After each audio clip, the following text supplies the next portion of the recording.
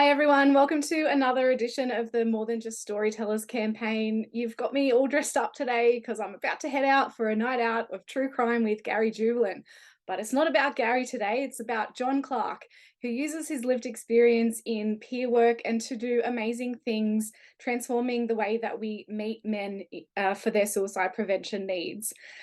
He's going to talk about the value of tailoring your approach to suit what the person needs, and also dismantling some of the power structures that exist between clinicians and patients or consumers of mental health and suicide prevention services. But no more from me. I'm going to hand over to John, and he can tell you in his words why he has more than just a story to tell.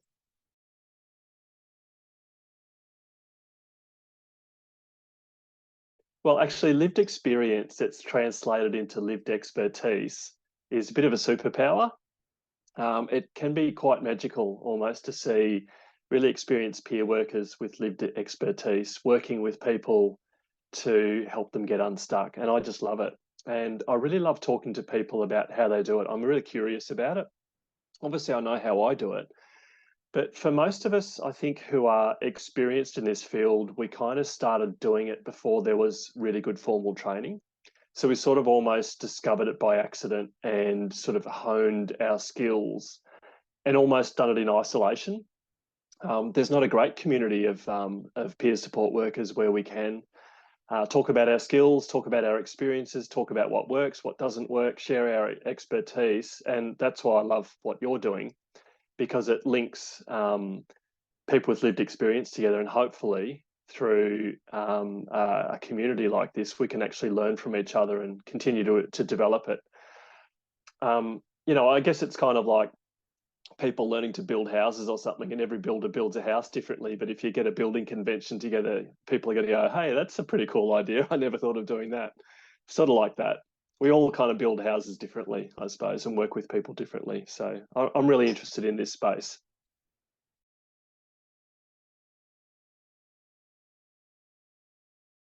What I'm doing is in one of my roles, I train people with lived experience on mine sites. So I have one particular mine site with Rio Tinto where I've got 18 people with lived experience, either as consumers or carers, offering peer support to their teammates. So there's about 400 people on site, and I've got about 18 of them. So it's kind of like it opened my eyes, because most of my peer work was in clinical settings or NGO, community services organisations, free mental health sort of stuff. So thinking about it on an industrial scale is kind of really cool. So people with lived experience don't necessarily have to jump into the mental health space or even the health space. They could be in industry, blue collar industry, using their lived experience to work with their teammates. So it's just broadening. It's always continually to broaden the opportunities for people with lived experience. As a male who experienced suicidality and understanding that 3/4 of all suicides are males, the next question is, how do we engage males? And no one's really cracked that nut. But I thought about it. I thought, where are males? Like, I can have an information session in Devonport and invite people to come and hear about suicide or mental health, and males don't come. One of the reasons is because that's just not how they access information. The other reason is because they're at work. So when we think about the employment levels, the vast majority of people are in employment. So going into places of work has a huge advantage. Number one, if I go into a blue collar site, it's almost full of males. Number two, if I do a mental health talk in a workplace, essentially people are made to be there. So they get made to listen. And in fact, they get paid to listen. And I get paid as well. So it's kind of everybody's happy. And the workplace is happy too, because they want the mental health of their employees to be supported as well. So it's kind of a massive win to be doing this kind of work in industry, rather than just sticking to health sector or the community services sector, where men just aren't showing up. And the most at-risk males aren't showing up. Think about males at risk.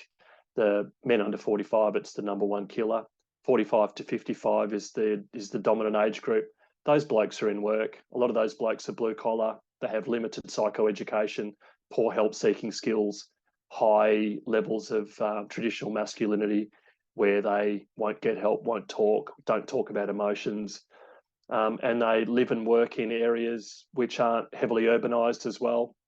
They're in mine sites, they're in sawmills. So they're so much disadvantage and so many hurdles to get through to get good information and support for those guys. Let's just dump it at their doorstep and make them listen to it and pay them to listen to it. It's cool. I love it.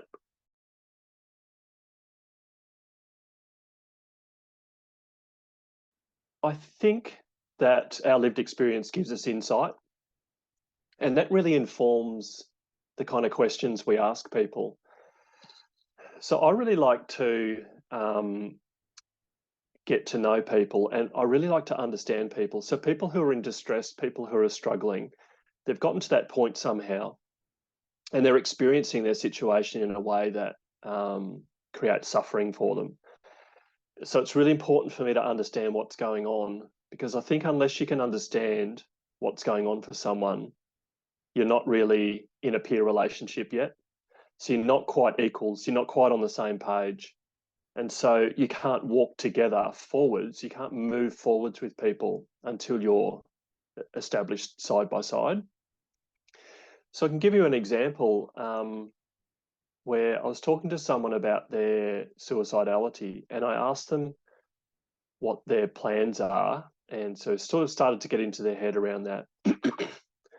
And then I said to them, do you ever think about suicide in order to manage your distress? So do you ever think about suicide to ironically calm yourself down? Because that was kind of the vibe that I was getting. And they said, no one's ever asked me that before, but that's totally right.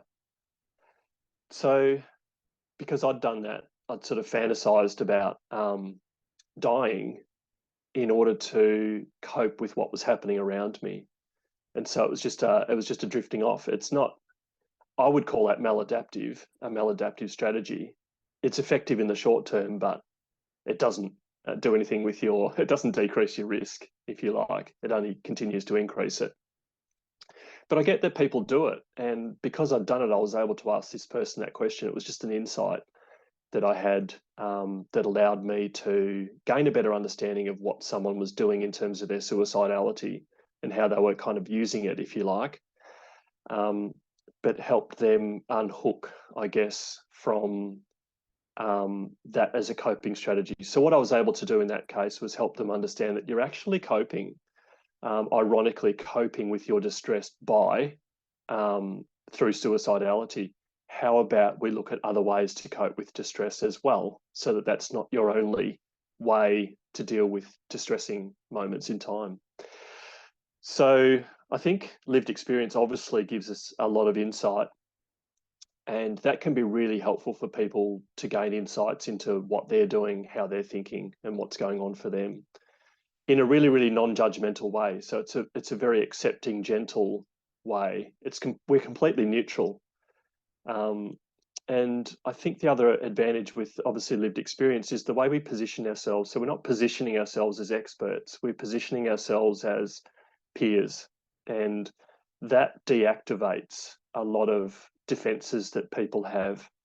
So and expectations too, potentially. So when people go to a professional, they understand that the professional has information that they don't. They're going to a professional. They're in that professional space. They're going at a time convenient to the professional, if you like. Sometimes they're being billed, or often they're being billed by the professional as well.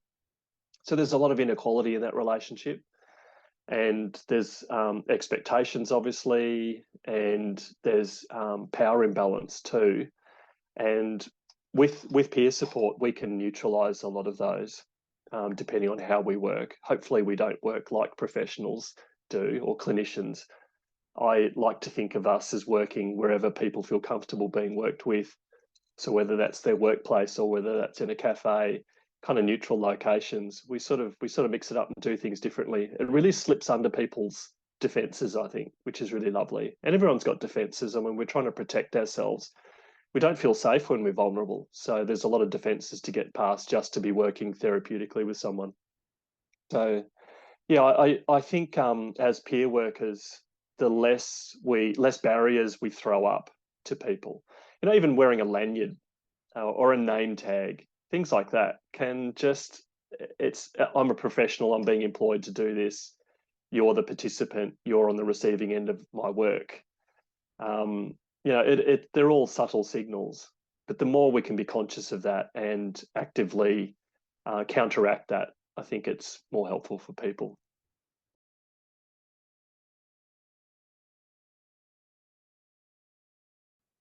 I do have some quite strong thoughts about it. One is from an industry perspective. I think peer workers haven't necessarily been taken seriously. So I've heard a lot of stories about peer workers, say, being put into ED or put into psych wards or adult mental health, government clinical facilities, and just not being taken seriously. I had a colleague up until recently who worked at adult mental health, but she could not approach clients or patients there. She had to have them referred to her. So clinicians would gatekeep her role, if you like. So they would offer her, I'm assuming, to patients and offer and say, we've got this service, we've got this service, we've got this service. Any of those interest you? Yes, no. Okay, fine, no worries.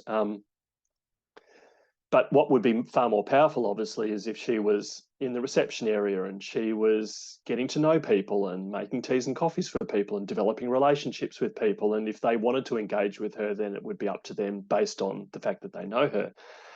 So we don't always get taken seriously by clinicians. And there's reasons for that. I think in the early days, peer workers they hadn't necessarily translated their lived experience into lived expertise. There wasn't necessarily a professionality around the vocation itself and the career, and there wasn't necessarily the training. We needed to hold our own and to understand our own space and where we fit. Sometimes we were seen as being a threat, potentially undermining clinicians. You know, if we're having a conversation with someone who says, I don't want to be on my meds anymore, we're like, tell me more about that. Not really. It's important that you comply with what your doctor has prescribed you, because you'd become seriously unwell if you didn't. So we could be seen as a threat having that conversation and talking about things that we don't know anything about. We kind of do, but we don't have formal training in it. So we needed to professionalize. We needed to be able to develop relationships with clinicians, see ourselves as being a valid part of the team, be seen as a valid part of the team. We needed clinicians and organisations to know where we fit, and to be, a full citizen, I guess, of that team. And we didn't have that because we weren't very professional, I think, in the start. And I say collectively we, and these are all broad generalisations. So I totally agree with the professionalisation of peer work. I think it needs to be seen as a very, very credible, professional career with substantial training around it, parameters, and we need to know our stuff, same as we would expect of a doctor or a psychologist or psychiatrist. However, the temptation for us is that we become so professional, and in order to fit in, we start to work like clinicians and sound like them, and kind of almost adopt that culture. We've got to be really careful of that. So we have to be super aware of it. I think we have to be really reflective and self-aware of times when we might use terminology that sounds like clinical terminology. Like the example I just gave you, it's perhaps compliance. So we can start to deal with patients as patients rather than peers. We've just got to remember that they're peers, and we need to walk alongside. So I guess it's an advantage that what we do is actually in our title as peer workers, but we have to be peers, and peers means sharing power. It's 50-50. I stand to gain as much from this relationship as you do. I'm learning as much from you as you are from me. It's mutuality. We're sharing this experience. Let's see where it's going to go. Yeah. So I think, yep, professionalize, absolutely. So we can hold our own and we're taken seriously, but not at the expense of the actual peer relationship. So let's be very, very careful about how we do it.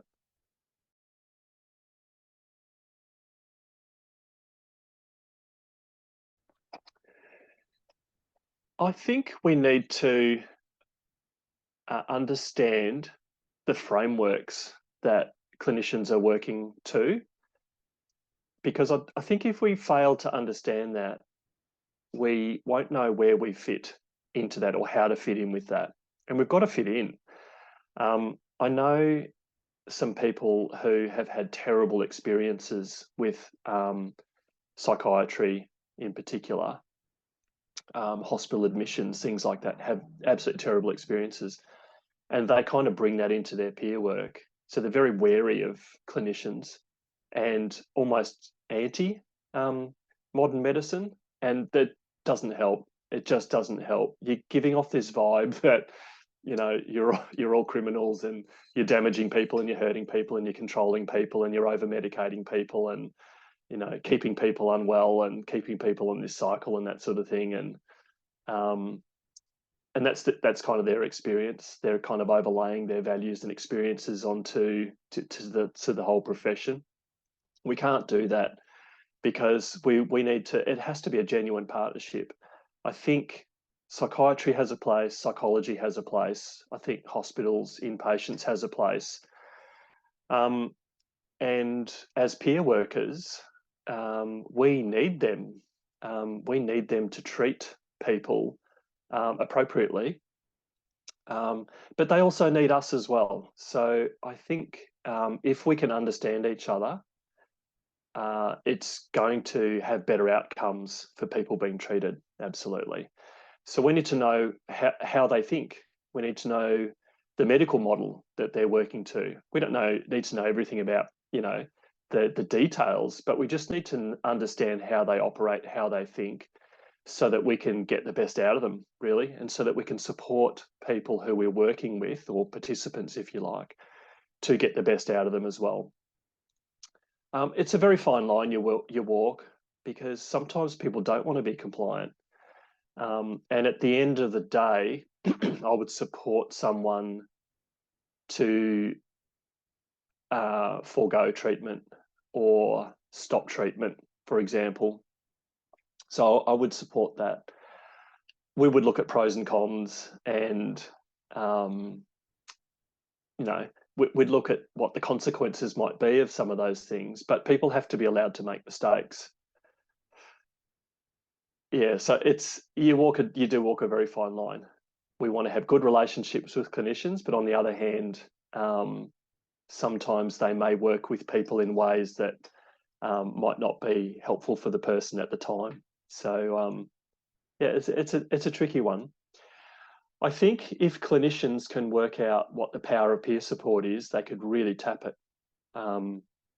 If they could realise that we can potentially deactivate people's nervous systems so effectively and get past their defences so effectively and have really honest conversations, then they would involve us when they get stuck with people.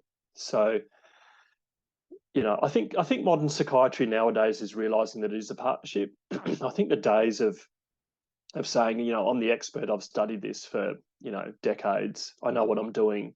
If you take this medication and absolutely adhere to it, you'll get better. I think those days are gone. They're sort of very paternalistic, you know, doctor-patient kind of relationships. But I think modern psychiatry has moved way beyond that now, to be thinking, hey, look, you know, every case is different, every person is different. I do know a lot about borderline personality disorder. I do know a lot about schizophrenia, but I don't know a lot about this person and how it shows up in their life. And so really we're going to have to work together. We're going to have to share some power. So I think things have been moving that way anyway. But we can absolutely facilitate that process, and we can work collaboratively with patients or participants, if you like, and we can work with their clinicians as well. And we can kind of sit in that middle ground. One of the things I really enjoy doing is going with patients to their psychology or psychiatrist appointments or GP appointments, and then sitting in, supporting obviously. And then when you leave, the person says to you, "What did they say?" They're actually asking me what the doctor said to them, because a lot of the time they're offline, particularly with trauma, they'll dissociate. I mean, most of us get white coat fever anyway when we just go to get a blood pressure test. So imagine what that's like for someone with anxiety or PTSD. So they're just offline a lot of the time. And I've sat there and I've actually taken notes. And I said, well, they said that, you know, these are the results of the tests, or this is where you're at the moment. And they're going to do a medication review. And, you know, I just kind of break it down. They have a conversation with me. So in some ways, we're actually translators we translate a system, we translate treatment, we translate therapy, we're translators for people who are really, really unwell. I mean, when you're unwell, think about how much of your brain is offline. If you're in fight or flight, for example, amygdala hijack, how much of your brain's offline, how much of your hippocampus is offline, to regulate your memory and things like that. And even just dissociation, as I said, with trauma, how much do people do that? Obviously, good clinicians would recognise it, but not everyone recognises it when people do it. So, yeah, we can translate it for them. So I think if clinicians can see how we can help put people at ease and help regulate people, help people cooperate with them, I think they'll really want to use us. Absolutely.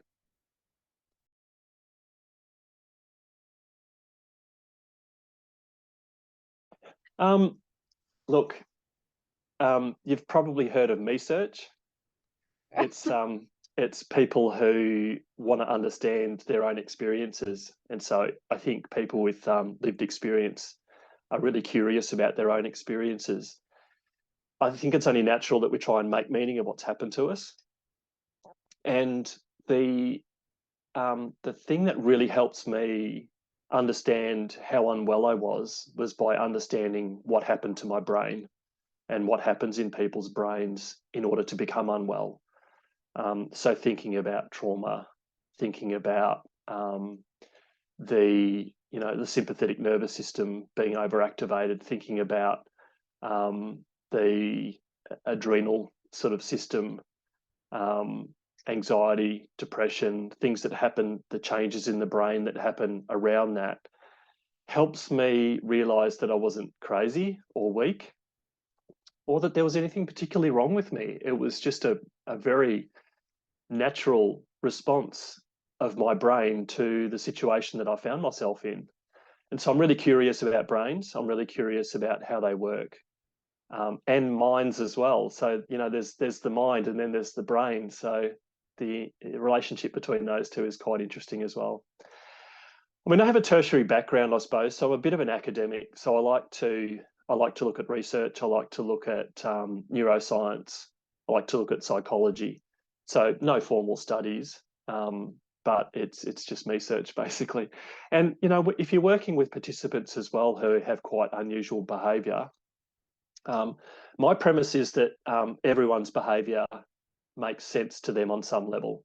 There's a reason for everyone's behaviour. Behaviour is not so abstract. People do really silly things. They do really unsafe things. They make decisions that are quite poor sometimes, but they all make sense. There's a reason for it. So when you come from that premise, it's just about curiosity then of I really want to understand what's going on with this person, and I want to learn. So my experiences with occupational burnout, depression, anxiety, and suicidality, which is a pretty narrow experience, really. There was a bit of alcohol use disorder as well in there, but I have no connection to something, say, like borderline personality disorder, PTSD, complex PTSD, psychosis, bipolar disorder. I don't have any sort of connection with those things. But as a peer worker, you do you do end up working with people with those kind of diagnoses. So all I'm left with is to learn from them. So I've loved it. It's kind of like, teach me to support you. What do you need from me? And how can I work with you in ways that are effective for you? And of course, in the early stages, they, well, I don't know. I'm really struggling here, and you're asking me to tell you what you should do to help me. I don't even know how to help me, let alone how to help you help me. So, you know, it's a collaboration. It's a co-learning sort of experience for both of us. But you get there in the end, which I really love.